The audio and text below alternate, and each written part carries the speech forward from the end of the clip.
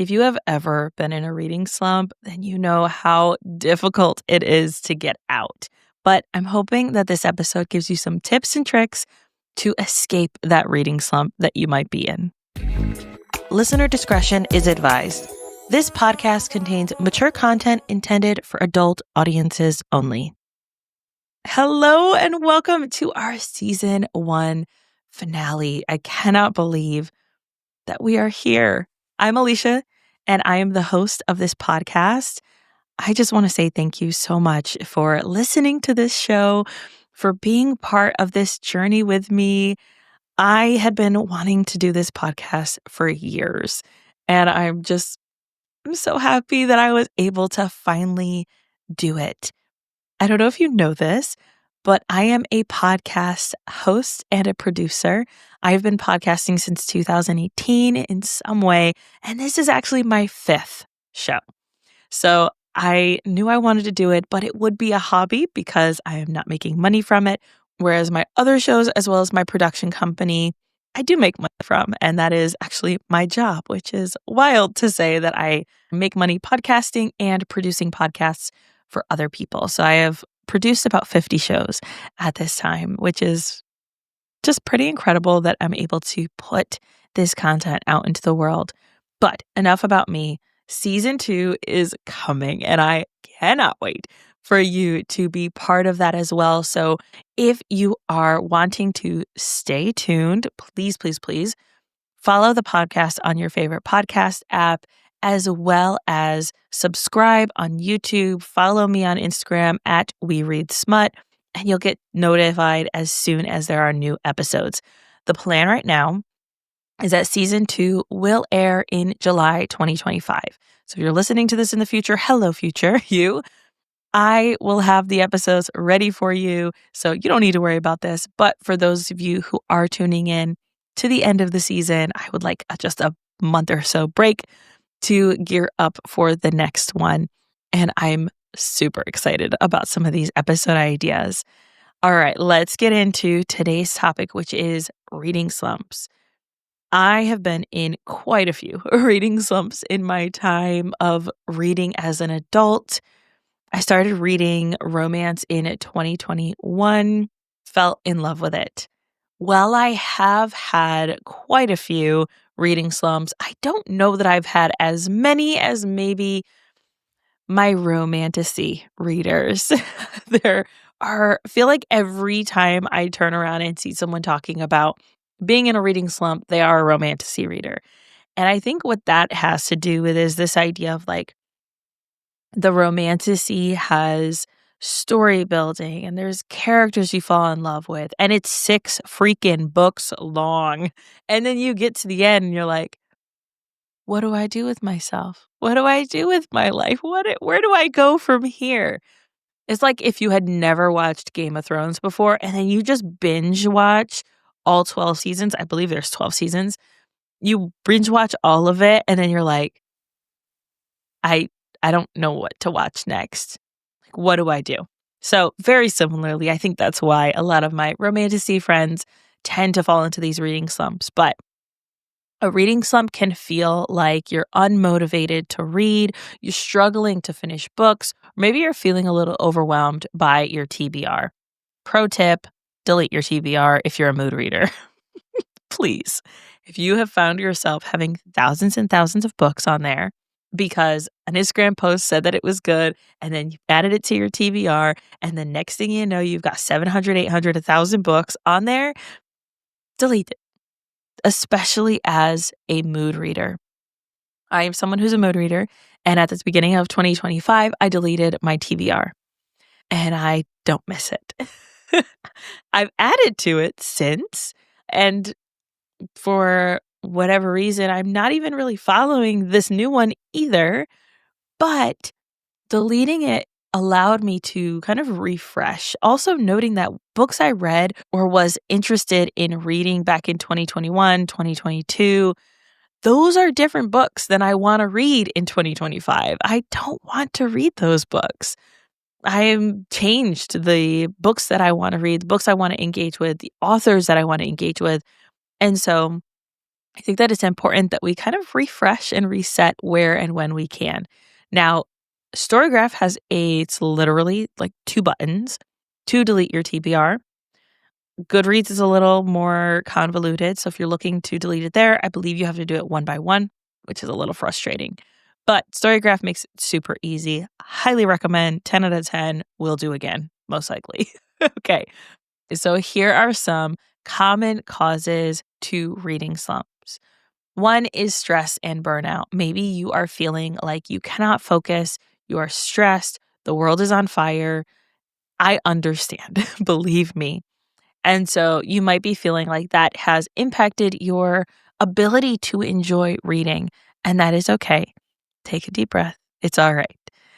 Maybe you've been feeling a bit of information overload where you have been constantly overstimulated and bombarded, and it's difficult to figure out what you want to read next. I feel this so much. We live in a world where we are constantly getting fed news and information and everybody's highlight reels of their picture perfect life, as well as everything that's going wrong in their lives. And it can feel really overwhelming, especially when we subconsciously compare it to our own lives. Or maybe you are seeing bookstagrammers who are reading hundreds of books a year, or maybe you're seeing people who are saying, only read this, or do read this, or this author is canceled now, right? Which is a totally valid thing, in case you didn't know that. That's a conversation for another day. But it can feel really overwhelming. Like, what in the world do I read next? I have no idea because everything just feels like a lot. Maybe you were disappointed in your previous reads. I'm not someone who DNFs a lot of books. It has to be pretty rough for me to DNF a book. I want to say the last book I DNF'd, the female main character and her friend were talking negatively about sex workers. And I was like, oh, hell no. No. I'm not interested. And it read like a high school drama, even though they were adults. Not interested. No, thank you. Moving on. And so I DNF'd it. Those are reasons why I would DNF a book, but I don't typically DNF a book. I will read some of the most unhinged things and be like, I was telling my husband about a book I read recently, and he was like, what in the world are you reading? I was like, would I recommend it? No. Did I enjoy it? Yes. Like, it was wild. I had a great time, but I would not recommend it to other people. And so you might be disappointed with your previous reads. Maybe you've had a subsequent series of this book didn't work. I went to a different one, then that one didn't work. And then I went to, no, none of them seem to be working. And so that can lead to feeling frustrated and like, where in the world do I go from here? Maybe you've had life changes or transitions. We're hearing a lot about people losing their jobs, having families, having babies, getting married, right? I think in this space that we're in the bookish community, we see a lot of that.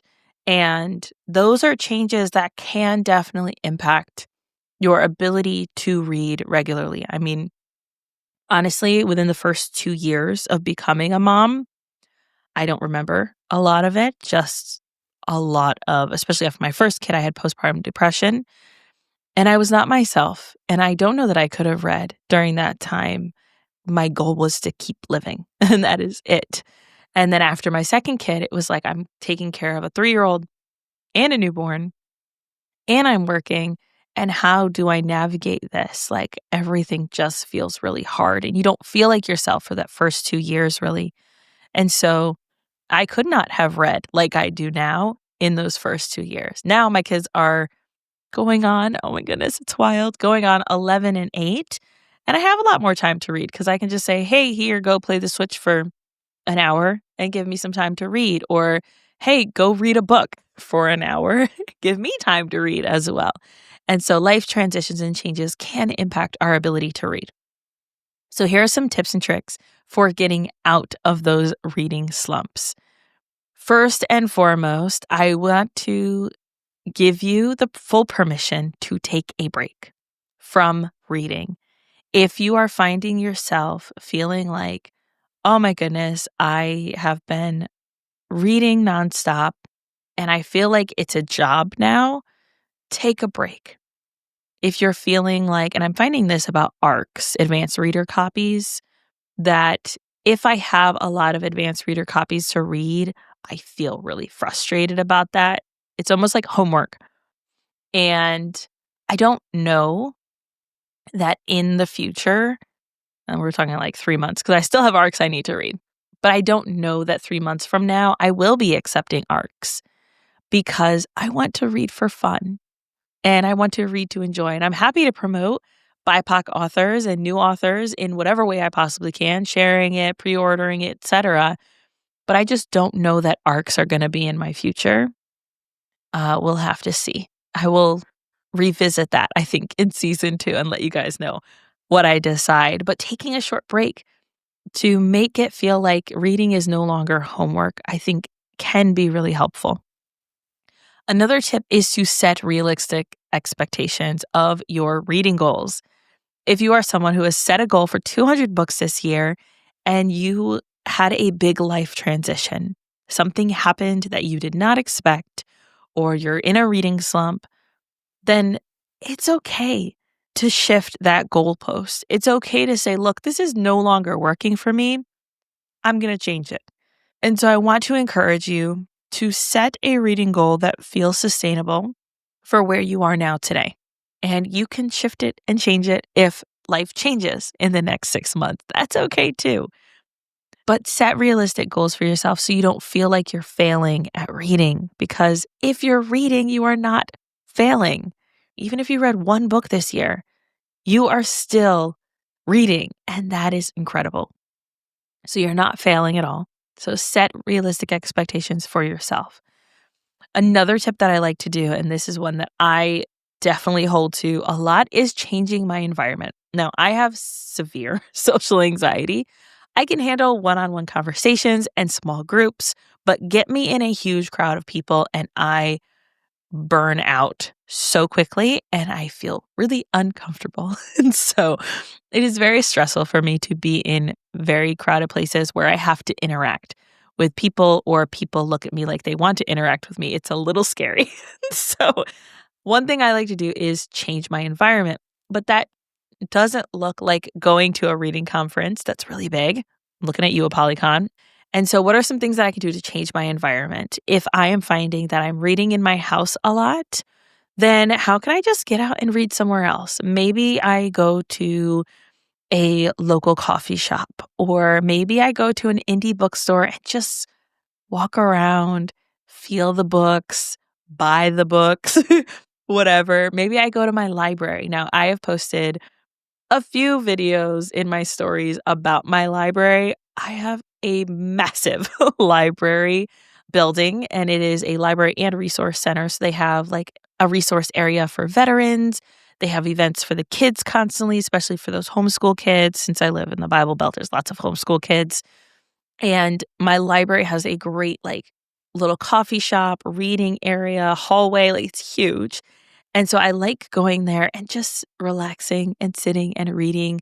If I'm finding that even from working at home that I'm feeling overwhelmed or frustrated, just like I need a change of scenery, my library is a great place to go and to support them, obviously, because I want to be checking out books and using their resources that they have to show that, hey, this is something that I want us to keep doing for our library.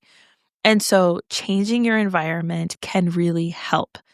I also recommend trying different genres or formats. Now, I am someone who exclusively reads romance, and that looks like typically adult romance. And I don't just mean smut, though I do read 95% smut. I also believe very strongly that if we are reading diversely, then that means all of the letters of LGBTQIA+, and A being asexual or ace, a romantic, that is one that maybe doesn't have sex in it or has a different form of romance in it. And so I really think that we can shift that genre, their subgenre, because I exclusively read romance, the subgenre of the books I'm reading. So maybe Right now, I'm reading a lot of mafia books. And I'm like, you know what? I'm kind of feeling a rom com. Let me go pick something else up.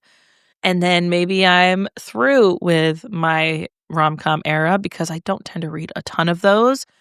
Let me go pick a historical romance, which we talked about in our last episode with Claire, Unsuccessful Book Club.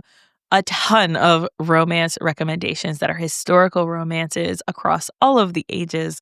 And if you haven't checked out that episode, definitely go check it out. Or maybe I am wanting to get into some werewolves and some vampires and some shifters. Okay, then I know exactly who I need to go to, Shreya Anderson. If you haven't listened to her episode, go check that out too. But that is what I like to do to kind of shift things and adjust different genres or subgenres I'm reading. Also changing the format. If I'm finding that I'm reading on my phone or my Kindle a lot, then how can I change that to read on an audiobook instead? So borrowing something from my library via the Libby app or using my Spotify account to snag one of those books that are maybe on my shelf, but I don't feel like reading physically.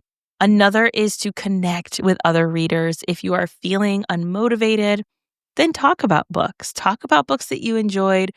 You can join a book club, or if you're someone who is a mood reader like myself, then you might want to join the Diverse Trope Challenge, where we read tropes from marginalized authors throughout the year, and every month has a trope. So for the month of May, which is when this episode goes out, we are doing road trips.